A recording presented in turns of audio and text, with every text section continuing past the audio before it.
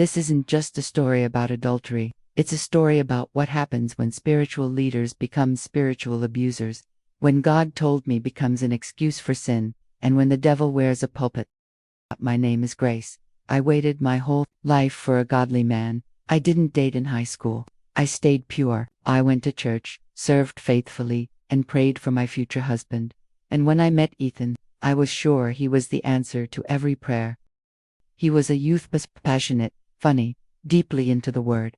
Everyone at church loved him. He asked me out over coffee after a Sunday service. 6 months later, we were engaged. We married the following spring.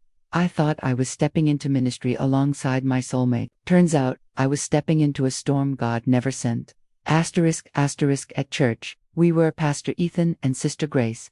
People looked up to us. We led Bible studies together, did marriage counseling, youth retreats. He preached about purity, loyalty, integrity. But behind closed doors, he was distant. He stopped praying with me, stopped initiating intimacy. I'd ask, "Is everything okay?" He'd say, "Ministry is just heavy right now. Don't make it about you." I blamed myself. Maybe I wasn't encouraging enough. Maybe I was too sensitive. Maybe I needed to submit more. Until one day, I opened his iPad. There it was. A message from Lydiam, my best friend since college, also a worship leader, also married, also my accountability partner. The message said, "I'm so glad we finally stopped hiding. It feels so right, like God has given us peace." I read it 5 times. I wanted it to be fake, a prank, a mistake. I kept scrolling, dozens of late-night texts, hotel confirmations, prayer meetings that were just their cover story. My best friend, my husband, calling their adultery a move of God. I waited till he got home that night. I asked, "Do you have anything to tell me?"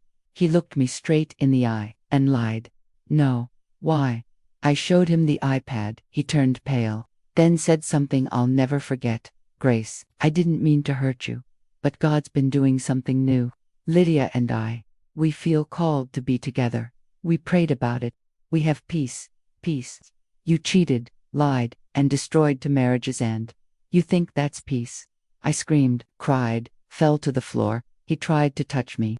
I told him never to lay hands on me again. He moved out the next day.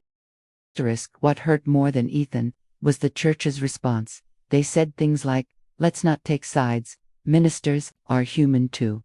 Don't let bitterness take root, Grace." I was the faithful wife. I was left alone, but somehow, I became the problem. I walked away not from God but from that church, that system, that toxic silence. I went through a depression so deep, I stopped praying. I couldn't read the Bible without feeling like every page was mocking me. I even questioned, "God, why didn't you warn me? Why did you let me marry a wolf in sheep's clothing?" But slowly, God didn't answer with thunder. He answered in whispers. Through a stranger's prayer, through Psalm 34-18. The Lord is near to the brokenhearted and saves the crushed in spirit. Through one single truth, God didn't betray me. People. It took a year before I could say their names with outrage. I've forgiven them, not because they said sorry, but because my healing was being held hostage by their sin. Forgiveness wasn't saying it was okay. Forgiveness was saying you don't get to control me anymore. Today, I help women recovering from spiritual abuse and betrayal. We talk about it, we name it, we heal.